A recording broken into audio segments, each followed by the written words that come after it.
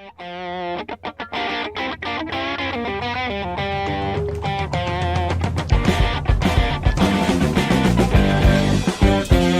afternoon, everyone. Welcome to the TraderMerlin Show. Hello to all my regulars out there. I see Okanola, Jerry. We got Matt, 1044, not 1051 or 1031 exchange. Koja, Thomasina, Dana, Alex, Sue. Les, good to have you with us from Cape Canaveral today, and from Boston, Sue. Oh boy, enjoy those nice warming up temperatures. I heard it hit like 45 degrees or something. You should be thawing out from your Arctic blast. Anyway, we're going to talk about thawing out today. Not only just thawing out, but something actually heating up. We had John Rowland on a few weeks ago, and he was talking about a variety of different things. We talked about some indicators. Today we're going to talk specifically about commodities. Natural gas, to be precise. I've got the visual here. It says natural gas heating up.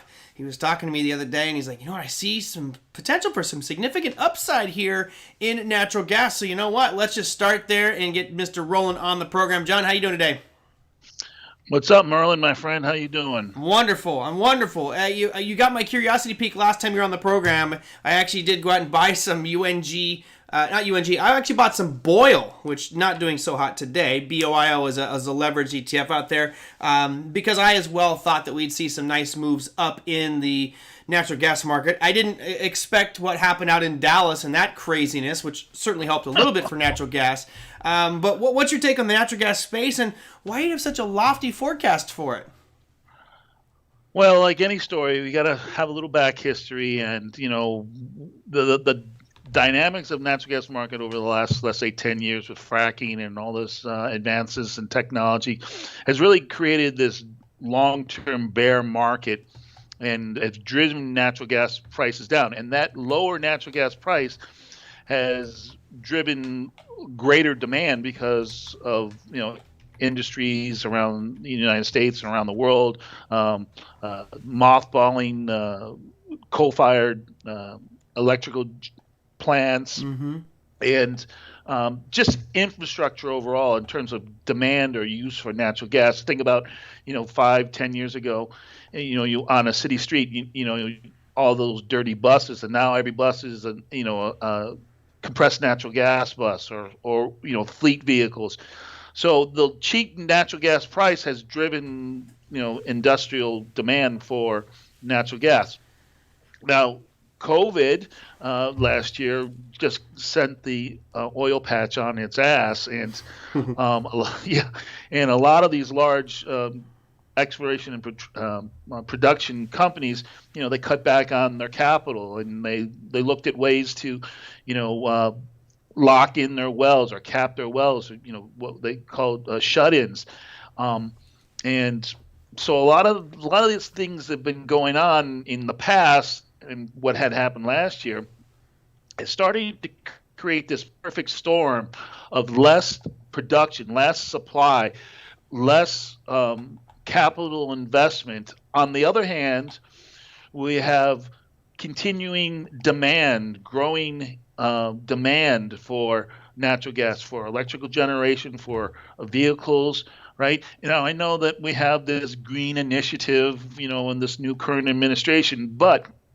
last 2 weeks, events that happened in Texas has proven that renewables, wind, solar, whatever, is not the short-term answer. And certainly they can't make up the difference when we have one of these extreme power or gas demand situations. And so that natural gas in the long run, I think, is still the market that is going to carry us through the next 15 or 20 years. Okay, so that's the backstory. So what has happened? All right, well, last week was probably one of the historical events that we've seen in maybe 100 years in the United States. Crazy.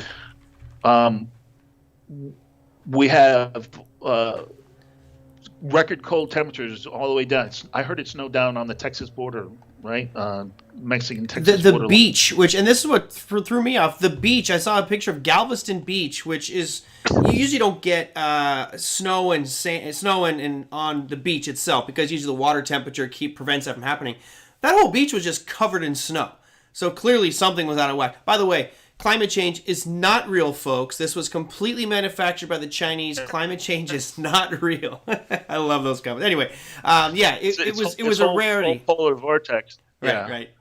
right. Right. So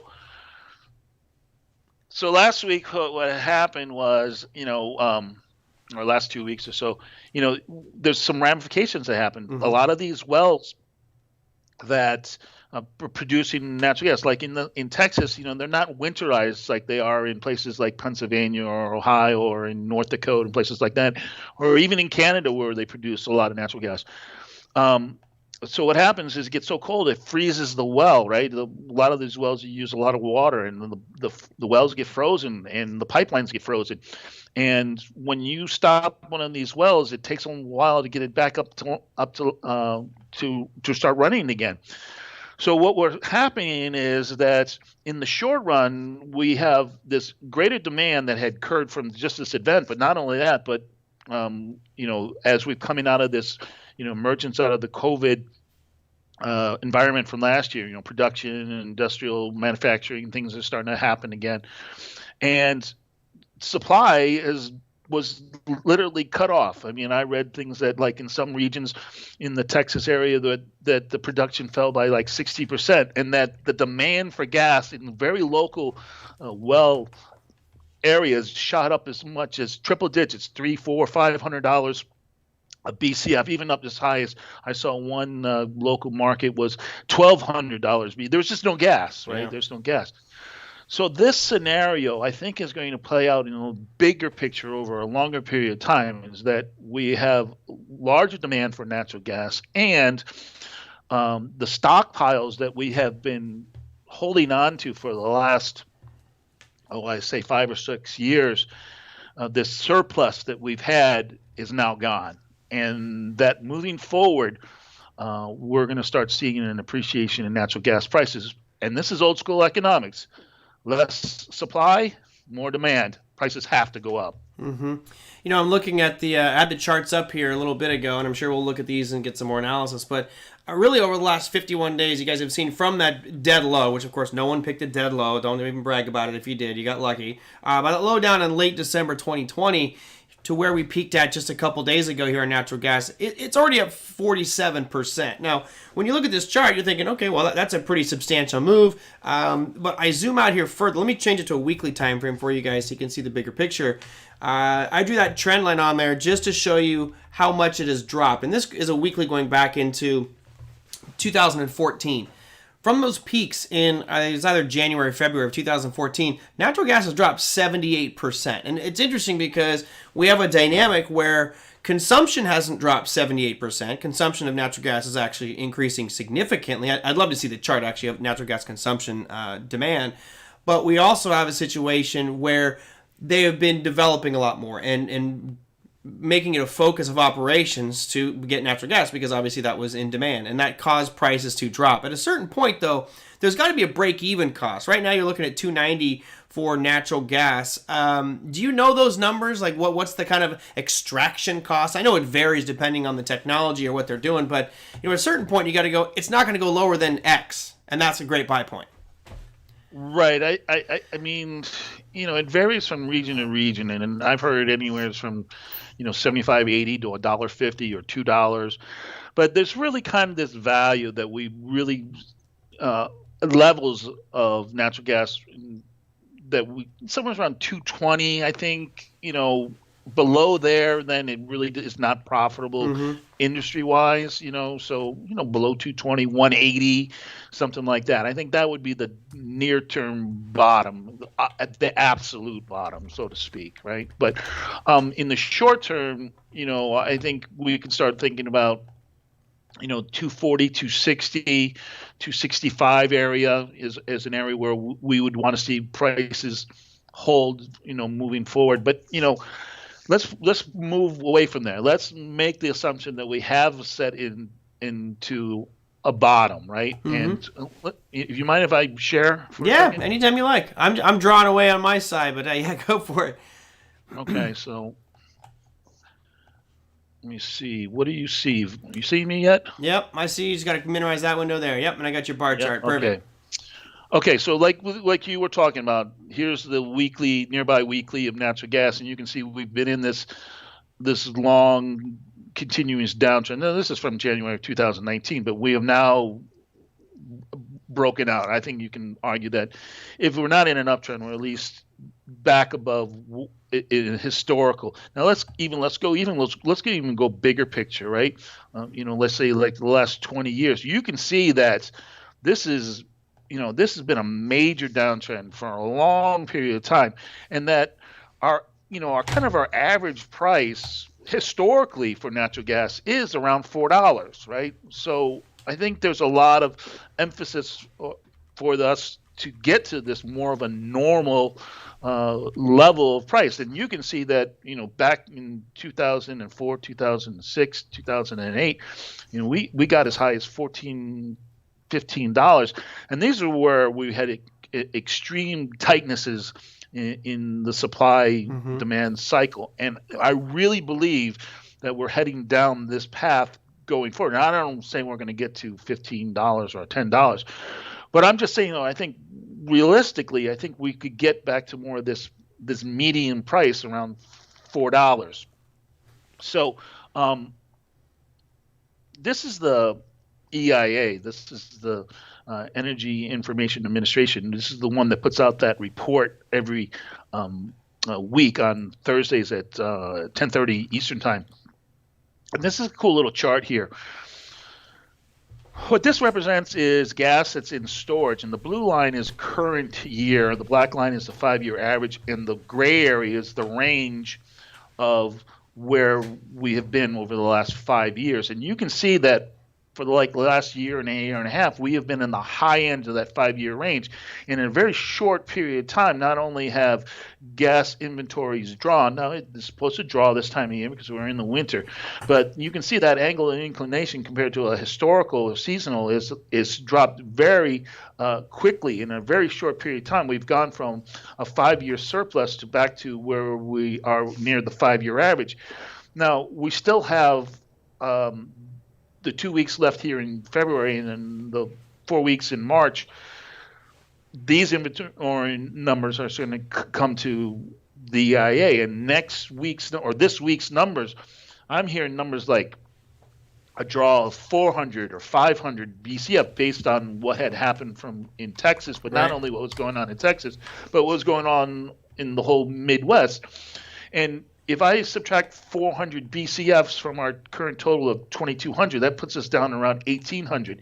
And you can see when we get down into this 16 to 1,200, and that's just 1 week, we still have the whole month of March to get through. When we get down to those levels, that's usually when we start seeing, gas prices have not only bottomed, but when we start moving towards the next season, which is what is called the injection season, where the traders start looking at gas prices and start buying futures contracts or hedging for the upcoming not only summer season but the winter season to come. That is going to happen in the next 3 to 6 weeks. They'll start doing that planning. And where are we at now? Where are we at current prices? From that moment on, they're only going to buy more. And if we still have this demand or we still have these production problems, and again, remember these wells that were frozen last week and then were shut in, it's not like they can just turn a switch and turn it back on. So we're going to go into this environment where traders are now going to start buying gas for next year's season, and there's not going to be that excess gas that we normally have, right?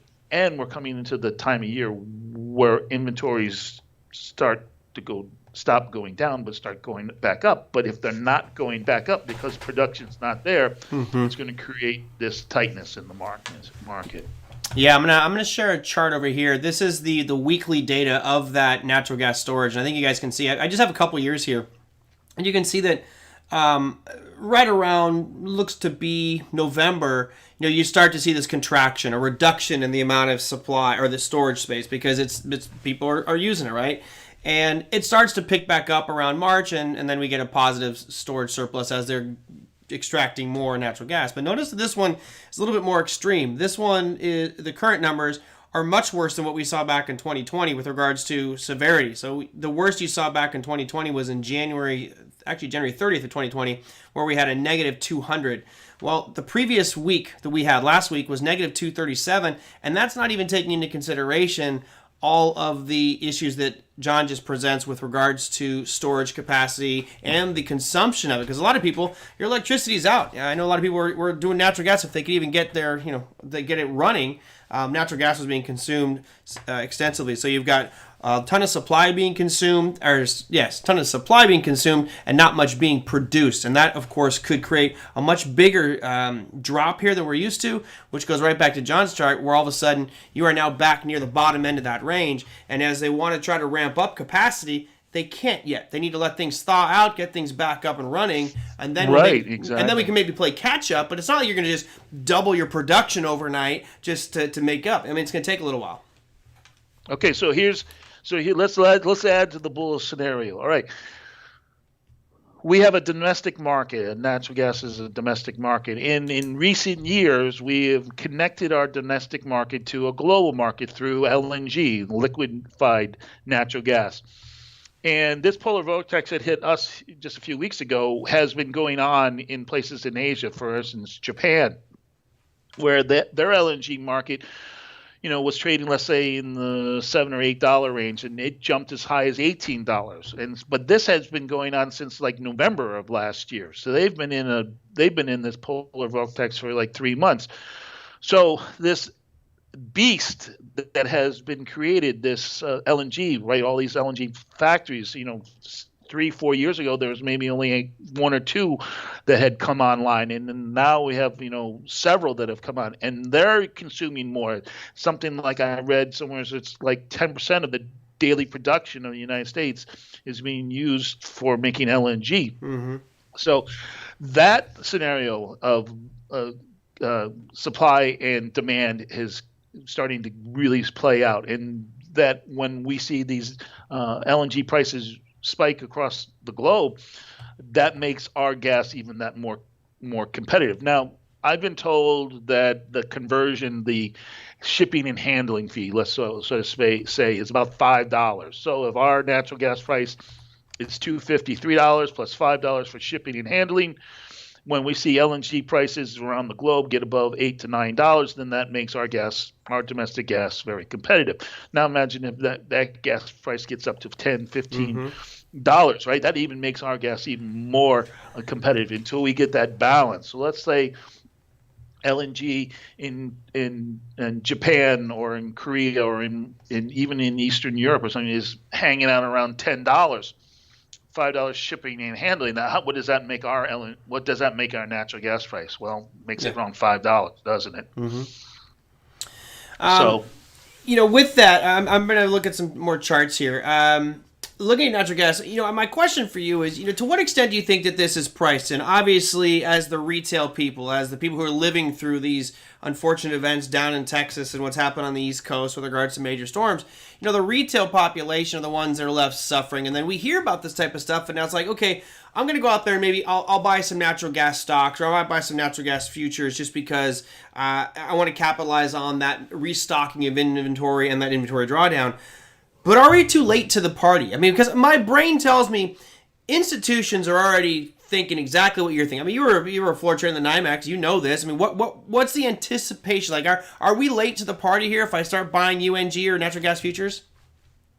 Well, I don't think we are. And I'm going to give you a couple of scenarios for the retail trader. First of all, we think about the energy market as a whole, or the energy patch, and we look at let's say that the S&P sector, the energy sector, that has been one of the most underused or undervalued, or you can look at returns at stocks in that sector over the last year, 2 years, even last 3 years. A lot of them are negative numbers, right? And so I think in terms of institutional investors, it's been one of the sectors that has been neglected and that traders have not been into, right? The other thing that we can look at is our commitment of traders. So let me share again, if I can. Let's see. Our commitment of traders in terms of buyers and sellers in the open market in terms of the futures markets. So before we dive into commitment of traders, maybe because I know we have some people here who probably never heard of commitment of traders. And hello, everybody. I see we got some new people joining us. Welcome. And for anybody who's new, hit that subscribe button. And we'll got a lot more to talk about today. But talk to me just briefly about commitment of traders. I know it's broken down into 3 distinct groups, and I think that might be beneficial for people to understand when we bring up that chart. All right, am I showing or are you showing? You're not showing yet. Okay, I'm just trying to get to there. So commitment of traders is basically, it looks at open interest and it breaks it down into what we call commercials, those who are in the business, and non-commercials, those who are what we consider speculators. So one of the things that we can do is we can look at the commitment of traders report to see if the traders are buying futures contracts or selling futures contracts, because the report is broken down into not only under these 2 different groups, but also who's accumulating and who's accumulating longs and who's accumulating shorts. And what we'll notice is that in the natural gas commitment of traders report is that we're not seeing an overextension of positions. We're actually seeing very low positions, and that both our commitment of traders in terms of our commercials and our speculators, they don't have a bias, right? There's no bias yet either way. And that what we have been seeing is that managed money is starting to come into the natural gas futures market. It is starting to play the market from the long side. Our commercials, those who are in the business, those producers, they don't have a bias right here. They don't feel like the price is cheap. They don't feel like the price is expensive. They don't really care at this point. As price starts to go higher, they might come in the market and sell it in another set of short hedge. My point is that what we're going to see over the next 3 to 6 weeks as we come into this injection season is that not only are we seeing new money come in from the speculative side, but those individuals that need gas for next winter need to start buying futures contracts. And so what we'll see is one of the rare cases where commercials and non-commercials will be on the same side of the trade. Usually they're on the opposite side of the trade. So we can look at that report and see what's going on. And we do see here that both of them. You want to share that with us? I don't have your screen yet. Okay, sorry. It's okay. I can. I have it on. I could bring it up on my platform as well. I have commitment of traders on natural gas. But you can probably read yours better. Is that it? You can see it? Now I do. Now? Yep. All right. And so where he's getting this, guys, this is at barcharts.com. You can get it there. Yeah, barchart.com. Very good. All right. So we can look at that. And what we're seeing is that we are seeing traders that are starting to let me see if I can pull up my chart here. Oh, come on. Wake up. Wake up, bar chart. It's a little slow today. It's my internet for some reason is not. Here we go. It's all right. We don't mind as long as it works. Yeah, exactly.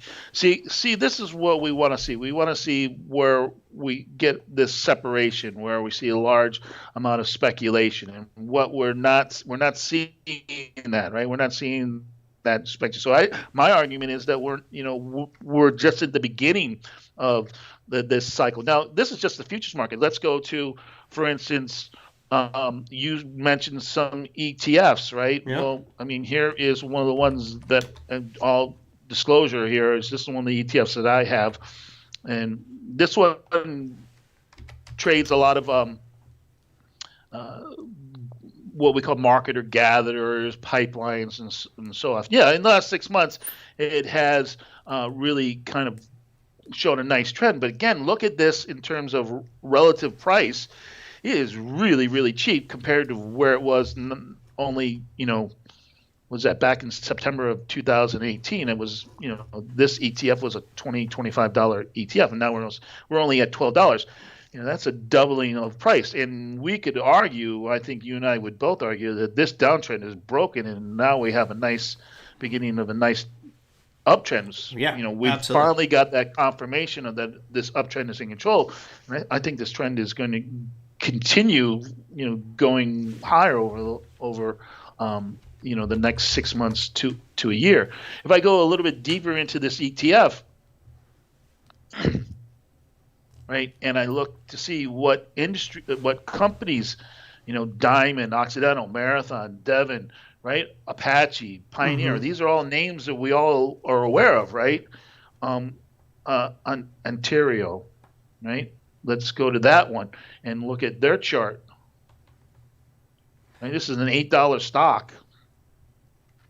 I think that what's important here also for everybody that's watching is, you could buy UNG, which is just the natural gas, right? It's natural gas futures, and there's issues with that. I am in Boyle, which is double long natural gas futures right now. But I think probably one of the safer bets would be to go something like FCG, where you have a diversified portfolio, and it's not necessarily natural gas, it's natural gas companies. So one of the things we always talk about with ETFs is how you want to look at the composition of whatever ETF it is that you're buying and make sure it accommodates whatever needs you have.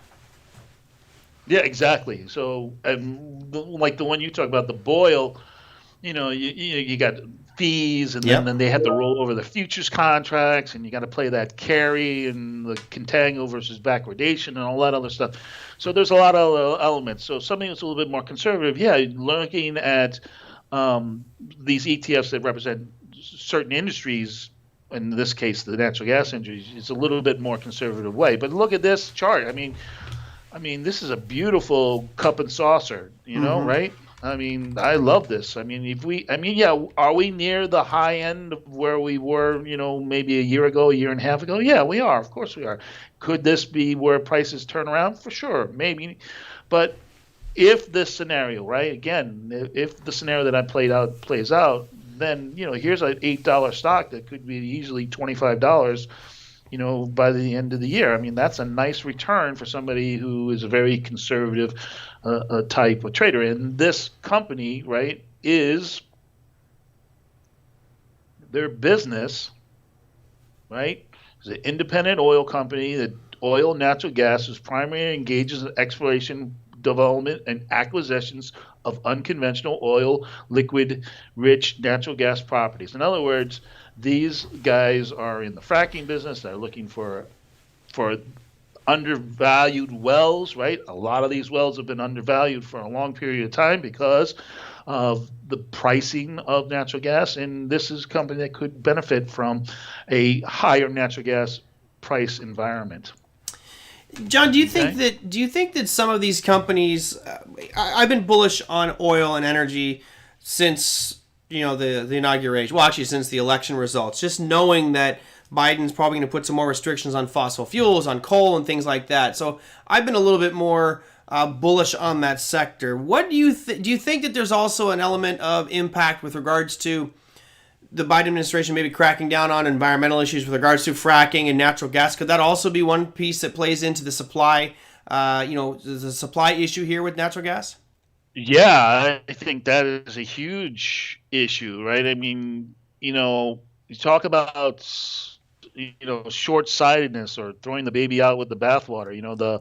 The whole Keystone Pipeline. They stopped the Keystone Pipeline. Well, it didn't stop the flow of oil, right? And how was oil being shipped from Canada to the U.S.? The reason why we wanted the Keystone Pipeline is, first of all, it was a more efficient way to ship oil. And the second was that environmentally, it was actually safer than the way that oil was being shipped, which is by trucks, tankers, and over rail, right? And talk about environmental disasters when you have one of these trucks crash or a train derail, right? Well, I mean, it was just not environmentally sound decision. That was just getting caught up in the wave of this whole green. We don't want don't want it in my backyard. Yeah, exactly, right. So, yeah, that's going to be a huge concern, I think, especially in fracking areas. For instance, in the Marshall area in Pennsylvania, right? One of the things that our listeners need to understand that a fracked well is not like one that you see like where they have the big rig and it's pumping back and down, right? These are very sophisticated wells, and usually when they crack a well or start fracking it, the peak performance in terms of production is the moment that they turn that well on, and from that moment on, the well's production goes down. right? It's not one of these things where it gets better as time goes on or holds steady. It continually goes down. A lot of these frac wells are only good for 18 months to a couple of years. So we have to continue to renew that supply of natural gas. Remember, the demand is still there. And if we don't have that access to fracking, either wherever in the United States, that's going to make us more independently dependent on places like, for instance, Canada, pipelines, and other sources of energy, which we don't have that replacement yet. So is that going to make the gas that's already out there even more valuable? Yeah, sure. Probably. It is, right? Yeah. Let's see. Listener question here. Jerry says, how about Russia tapping into European market with natural gas? Will that have an effect too? Yeah, well, so there is a liquefied natural gas market that goes through Rotterdam or somewhere in that Norwegian area, something like that. That does make its way to Western Europe. So yeah, that market could drive our price if that got too high. Let's say we could see, and I think that symbol. Let me see if I can pull it up. Am I still showing? You're not showing now. It's your beautiful mug. So if you want to switch, just go ahead and switch it over. Yeah, I've learned to share and stop sharing. Yeah, no, it's good. Sometimes people forget to stop sharing. Adam, is UNG a bad ETF for this? It's not that UNG is broken. It's just there's an issue with the futures rollover and the way that they're using them. They kind of will slowly decay over time. So I think they're okay for swing trades if you're looking for a couple days to a couple weeks. But as a long-term hold, I would probably shy away from USO or UNG or things like that, or especially the leveraged ones. But if you're looking for a shorter-term swing to capitalize for days or a few weeks, I think they're okay. So I don't have access to it. I thought I did, but maybe I just need to put a contract month on this one. But it's the TTF cash value. I just wanted to kind of see where it was. I think it was around $8 to $10. I think that trades. It says it trades on the NYMEX, but I also think it trades in the ICE. So you could go to ICE and look it up. Okay.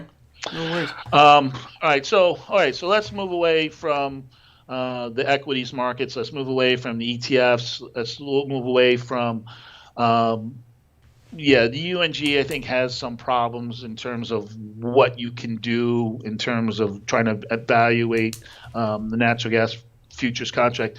And let's go right to the meat of the market. Let's go to the natural gas market.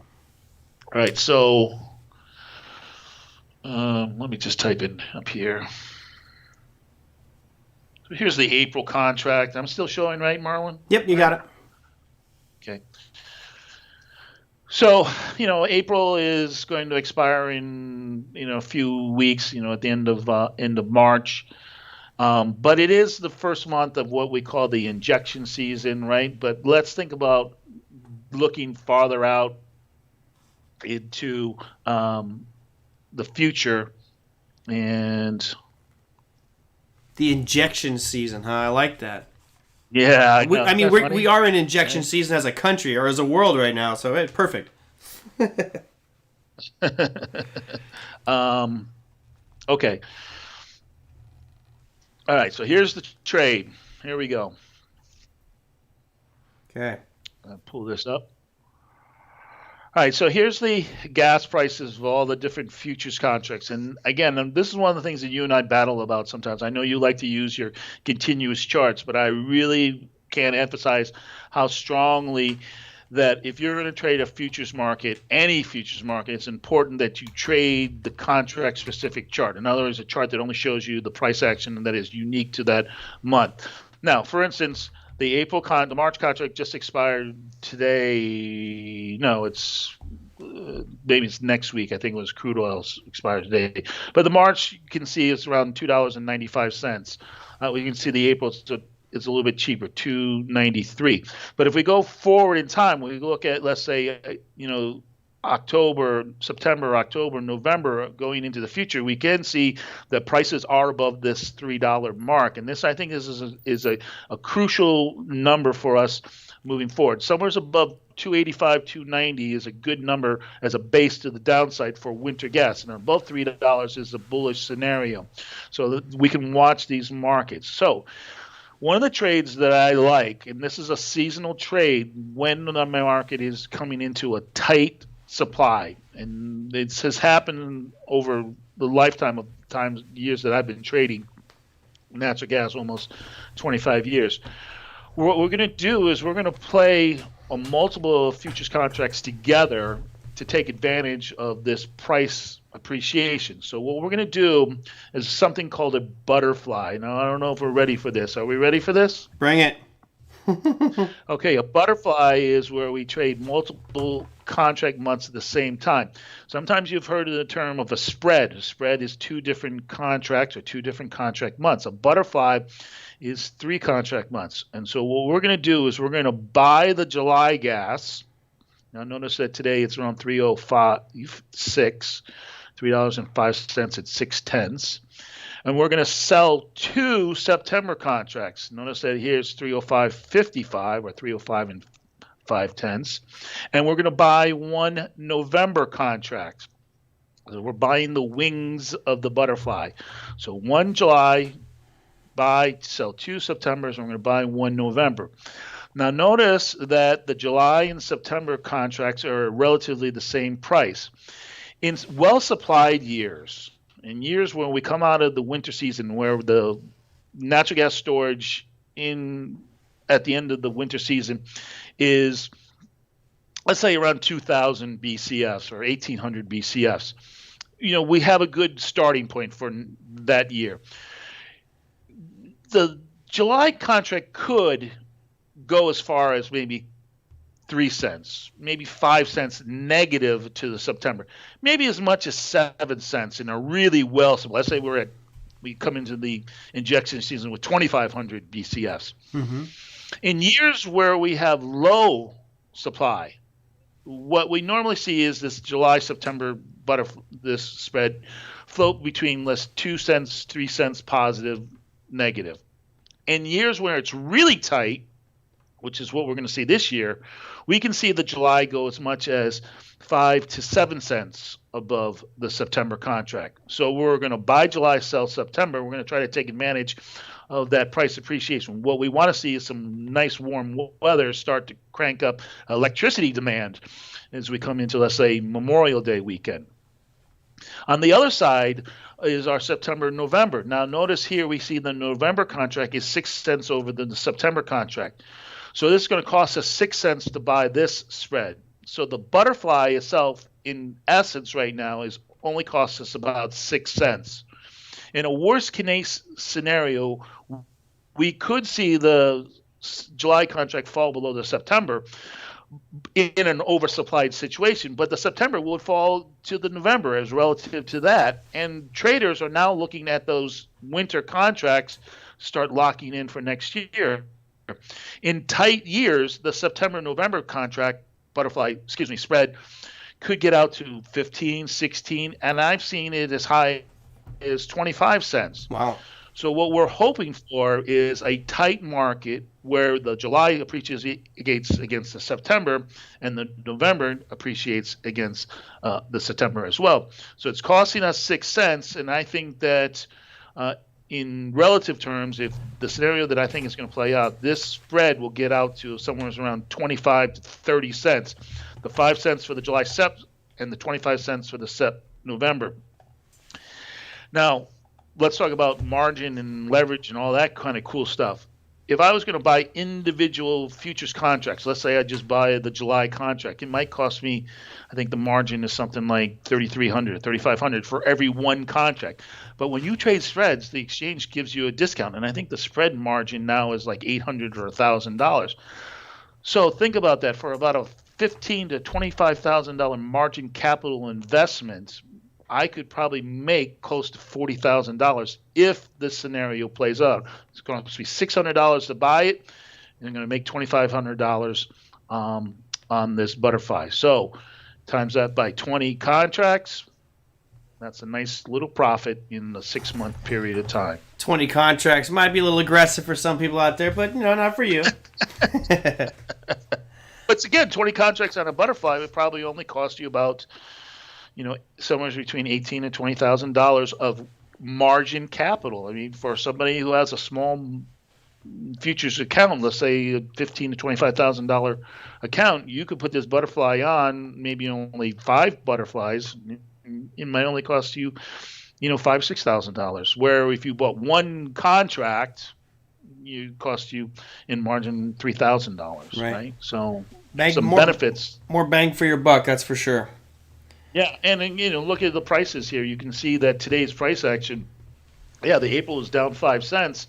Yet the November was only down 2 cents, right? So the market is already kind of telling you that it's holding value. And actually, if you look even farther out to the future, you can see like the January, February, and March contracts, were pretty much almost unchanged, So, yeah, the market is looking. And look at the volume, too, volume and open interest. It's there. It's already starting to grow. Let's, we got you. Real quick question here. The butterfly's a little bit. Basically, what he's looking at, Batista, it's just a spread. You're looking at a spread trade on natural gas, and of course, finding out the right spread. This is where I think John, obviously, his experience helps him a lot because he knows historically the difference between specific contracts, what they are at certain times of the year and over the year. So I think that's a huge advantage. But bottom line is, it's just spread trades. We're looking at capturing sell one, buy the other, and utilize that spread. Quick question that came in from Alan. He says, how many is in a contract? Like options, you get 100 shares. Well, each futures contract is going to control a specific amount of that commodity. I don't know offhand. How much natural gas is in that one? Do you know? I know it's 10,000 barrels of oil. No, it's 1,000 barrels of oil. 10,000. It's a million BTUs. It's one of the only futures contract that isn't a physical quantity. It's actually an element or a unit of energy.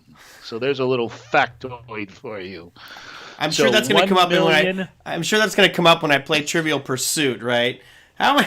It's a million BTUs. A million BTUs. Yeah, and so to equate it to an actual physical amount, about a million BTUs is about 1 BCF, 1 billion cubic feet of gas. It's close. There you go. A billion cubic feet. Enjoy. And take delivery of that one too. Have that show up at your house. Yeah, exactly. That's a big old truck, right? Yep. Right. Think of that. I think I read something like 1 billion BCFs was enough gas to supply a town of 50,000 or something like that. So that's a lot of gas. Yeah, absolutely. Awesome. Well, hey, thanks for the update there. I'll be certainly watching that one. I am still in BOIL, which is a double leverage long ETF on natural gas. For you guys out there that might be interested more in spread trades, John actually has tons of different free webinars and things over at barchart.com. I have their website up. You wanted to give a little plug for Barchart? Yeah, so Wednesday, if you pull up down the tools free webinar Wednesdays, we're gonna do webinar. Sort of, it's kind of nice that you did futures. Is we're going to talk about what I call small ball futures, or learning how to trade futures contracts with a limited amount of capital. A lot of traders that trade, let's say, the ES or the NASDAQ, the margin for the futures contracts, those futures contracts is $12,000, $15,000, $17,000. That's a lot of margin I got to put up to trade those contracts. Yeah, I can trade the micros, and there are some issues that are positives and negatives of trading micros, less margin. But what I can do is I can learn how to trade, and let me just show. Now, this is not, I know you're kind of, let me just share this one thing. I do want to show you this kind of cool thing. Whoop, wrong one. Let's do this one.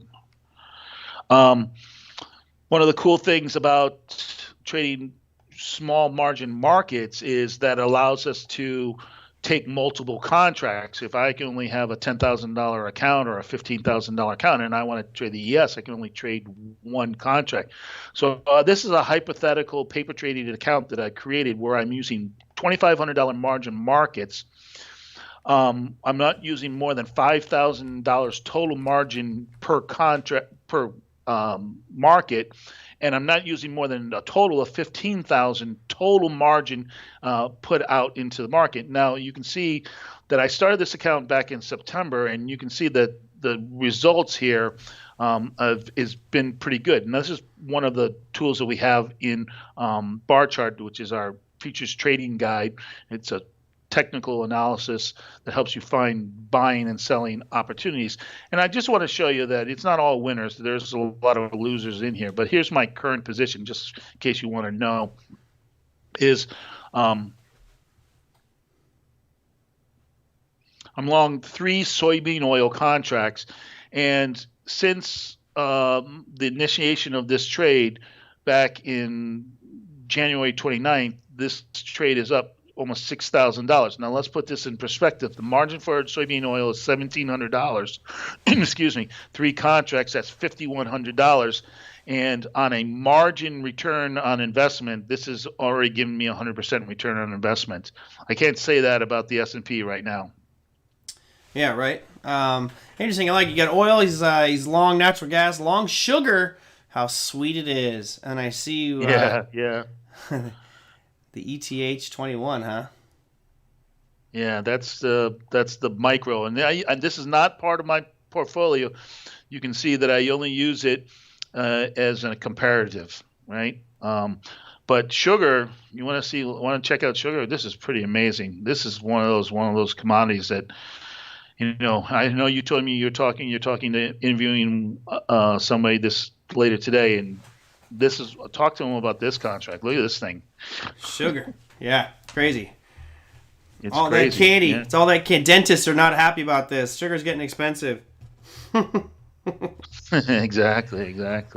All right. So I'll give it back to you, my friend. How's everything else going in that California?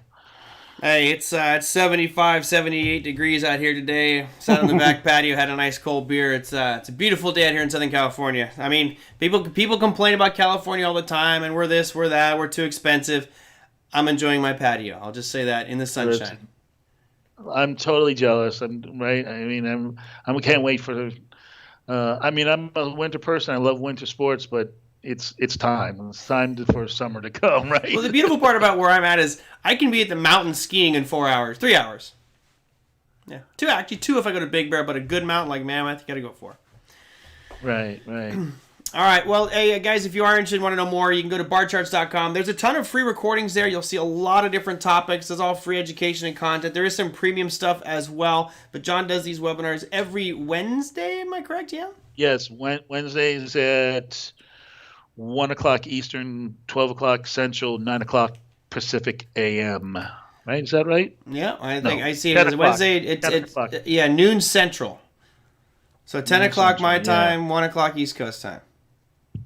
Yeah, so in this week we're going to do future small ball, and then in the next 2 weeks we're going to go back to options. We're going to look at the implied volatility ranking and percentile, and then we have a really unique page. It's called unusual options activity, which identifies when you see a large increase in volume in certain strikes, and that can lead you to some trading opportunities. So those two are going to be kind of tied in together, and those will be exciting. I think those ones will both be sellouts, to be honest with you. Good. We like having sellouts, especially. You got a lot of great content out there. So, John, hey, thanks so much for enlightening us on natural gas today. I hope that you stay warm out there, and we'll probably get you on another few weeks here to talk, I don't know, crude oil, something else? Yeah, sure. I mean, we could talk about crude. Crude's so boring, though, sometimes, I think. It's been on a ripper lately. All right. Well, we'll figure out what other topic is next time. Anyway, thanks so much for coming on. I'll talk to you soon, my friend. Okay. Thanks, Merlin, for having me. Enjoy. Good. All right. Take care. Good to see you. Guys, that was John Rowland giving us some insights into natural gas. What was interesting is on the price chart, when he was on 2 weeks ago, he said, look, I can see natural gas doubling. And, of course, that piques my interest. There's a lot of arguments for a big move to the upside. Of course, anything could happen out there, and we could see actually natural gas prices drop. So, of course, as with anything, use caution, have a stop loss, and have your own plan in place. Chris, I didn't know you were actually in Houston, my friend. Holy cow. Hope you're doing all right down there. was negative 19 last week, and now you're looking at 74 today in Houston. Yeah, there was a question came in earlier asking if they're just using natural gas to generate electricity. I don't know those numbers. Unfortunately, I didn't get to ask that with John, but I'm sure you're probably happy to get some warmth back online. And just because it gets back up to normal operating temperatures, there's still a lot of damage to be done on some of these refineries, not just for oil, but also for natural gas as well. So it'll take some time for things to get back online, which I think puts further pressure to the upside on energy prices, such as crude oil, such as natural gas, etc. All right, let's see. I saw someone, Eric. Was it Eric? Eric got here late to the party. I didn't talk about cryptos at all today. Unfortunately, I didn't put my order to buy Ethereum. You guys know a couple weeks ago I sold all my Ethereum, expecting there to be a drop. Let's see if I can bring up this platform for you if it's still on. Yeah, here's one of the ones I was using. I wanted to show you guys this picture. Here is one of the trading platforms I use. I don't have any account numbers showing. I think we're fine. You see here Ethereum just early this morning dropped all the way down to a low of 700 on Kraken. And unfortunately, I didn't have orders in there. Otherwise, I would have been happy to buy Ethereum at 700. So what I did now is I actually have orders standing to buy at lower prices here if it does drop. So you can see I've got one order here. If it drops about 30% from current prices, I got one if it drops about around 7.5%. Hopefully it will see another little dip here so I can buy back in. But yeah, we saw a pretty significant sell-off. I don't think this is anything out of the ordinary, guys. I've actually been waiting for the sell-off to happen. When you have things move as much as cryptocurrencies have over the past, let's just say 3 months, it's bound to have a pullback at some point. So not that concerned about it. To me, this is just a buy point to buy back in.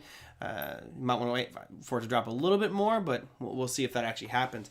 Alan says, I got some of your VIH this morning. Well, good. I mean, I hope it pans out. I hate mentioning things like that because I'd hate for someone to buy into it and then all of a sudden you lose money on it and you're all angry at me. Have a plan in place. Mine is certainly going to be much longer term with regards to VIH. I think I'll be waiting, well, at least till they do the IPO conversion, then wait to see what happens after that. I might sell half of my position. NQ. Yes, we had a great dip in the NQ today. Sold some puts on the NQ today, collecting that 1% premium. All right, let's go to your economic calendar. I got to wrap it up. There's all kinds of weird scheduling changes happening today. I apologize. I wanted to have all these specific guests on. I'll tell you about tomorrow's show, and fingers crossed this is how it's going to go. It was supposed to be Bill Addis, but Bill Addis told me he was teaching a class, had a conflict issue he's going to do on Wednesday. Tonight, in about 2.5 hours, I will be interviewing Jim Rogers. You guys know the famous Jim Rogers. He's one of the more interesting guys in the trading and investing space. He's got tons of books about trading and investing, and he's just all around one of those down-to-earth great guys. So I'll be interviewing him. I'm going to record that, and then I will do a live show tomorrow, and then I'll do a little introduction, and then I'll play that interview, and I'll be there for live chat and everything, but they're 16 hours ahead of us, so I couldn't get an interview to line up right at 2 p.m., so we'll hopefully splice that in, and I'll be there live tomorrow doing the show, just playing a video. I have to do a bunch of testing tonight, make sure I can do all that, but that's the plan for tomorrow, so hopefully you guys will enjoy that. All right, let me go to your economic calendar and stuff for tomorrow. Not a lot really in today's market with regards to economic data. What is of interest for me will be some of this housing data. I think the housing market is still just absolutely on fire. You'll notice at 6 a.m. tomorrow, you have the S&P Case-Shiller Composite 20 Home Price Index. Previous year, it's risen at 9%, 9.1%. They're expecting it to jump to 9.9%, showing an actually more accelerated pace. And I believe that is because rates are starting to rise. In the foreseeable future, we'll see rates rise significantly, I believe. And therefore, people are jumping on and buying as many houses as they can right now, which of course fuels that bubble even more. You have Powell testifying tomorrow. He's testifying both Tuesday and Wednesday, one in front of the House, one in front of the Senate. Of course, most likely he'll be saying things that are positive for the market and economy with regards to stimulus. Just keep an eye on that one. And then tomorrow night, after the show is over, you will have a rate announcement from New Zealand, which is expected to stay right about the same at 25 basis points. Now, earnings really wasn't much out there today, but tomorrow you've got some interesting names. You have Square, you have Home Depot tomorrow, which generally sets the stage for Lowe's, which is going to be on Wednesday. Macy's, Medtronic, and Crocs, in case you want to go buy yourself some cheap injection foam slippers that feel really good but are totally worth about 2 cents. That's Crocs. like my sarcasm on that one? We were talking about that the other day. One of the things I loved about when I was in Thailand is I think they take the exact same molds that they use for Crocs, and you can go buy those Crocs shoes, which are what, $50 a pair. You can get them for $1 a pair in Southeast Asia. They're everywhere. Anyway, we want that. Is Jim Rogers still a resident of Singapore? I believe so. Well, that's where he's at. That's where he's doing the interview from. He says it's one of his favorite places.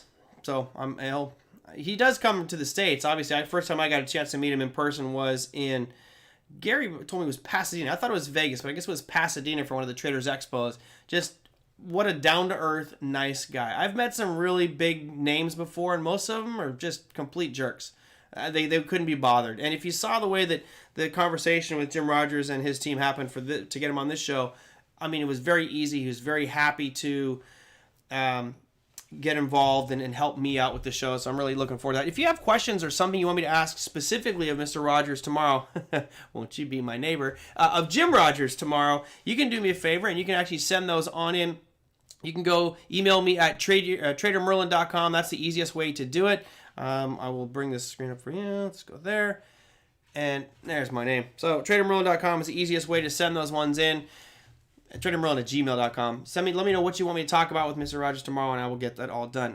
Why was such a big sell-off in the market today? Well, first off, you had the continuation of the sell-off that happened pretty much all last week. It just started to pick up. I do think that there was, Yellen made some comments. I think that there is, maybe a little bit of anticipation of what is going to be said by Jerome Powell tomorrow, but I think it's profit taking. I think it's just a matter of time. We've been needing to have some profit taking on this for quite some time. Now, Rob says, VIH, good entry point. This is the ultimate challenge because we have nothing to go off of here. I have almost no history on this price chart, right? I have nothing really to work from. Also, I don't really know what they've negotiated or paid. I think if you bought in today, I do like, let me turn the scaling off. I think if you bought somewhere around $16.60 to $17, I think that's a pretty good entry point. You have to ask yourself, are you ready for that kind of risk? Because what if the BA-KKT merger only ends up having a share price of $12? Well, then all of a sudden this thing's going to drop significantly when it finally does come to fruition. So this is not the same as trading an ordinary stock. It is absolute speculation, and I would say it could almost be gambling at this point because you're assuming that VIH's team paid the right price for BA-KKT. Don't know what that is. I don't know the fundamentals or anything. So this is a really difficult one for me to say good levels. I mean, if you go supply and demand, sure, you could look and say, well, that area right now is fine. Also, there's probably a better one down around $15. But I don't think that dynamic plays into this price discovery mechanism here for VIH. So sorry, Rob. I'm not trying to evade the issue or question, but this isn't a normal stock, right? This is a SPAC that is buying something else. And you never know exactly if they overpaid, underpaid. So this is kind of a crapshoot. I just believe that the VIH acquisition of Bakkt is huge, and I'm anticipating it being well received by the industry. Is Interactive broke? They have a notice on short selling this? Oh, I'm not quite sure what you mean by that, Nick. But I gotta go. No, I got a bunch of stuff I gotta take care of, so I can't go an hour. Nick, email me if you want. Email me that question. You go to TraderMerlin@gmail.com. Email me that question or what more detail of what it is specifically you want me to get into in regards to Interactive broke. Have notice on short selling this. You probably can't short sell it. A lot of brokerage firms won't allow you to short sell. I've noticed that over the past couple of weeks, they've really tightened down on lending shares to customers, meaning that if you go short, you're trying to borrow from them. And a lot of times they're going, nope, you can't do that. Okay. I want to keep going, but I got to finish up. I got things I got to take care of. So I'm going to try to wrap this one up right now. I went through economic calendar. I went through earnings. If you guys like John Rowland, be sure to check him out on barchart.com. You saw I made a mistake on his name earlier. I put the wrong place, but it was barchart.com. You can always email me with questions and suggestions at TraderMerlin@gmail.com. Let me know what you want me to talk about with Jim Rogers tomorrow. I have ideas of what I want to know, but it's really more about what you guys want to know. So let me know, and I will ask those questions. And hopefully, if all goes well, I'll play that interview on tomorrow's show. Take care, everybody. I will see you mañana.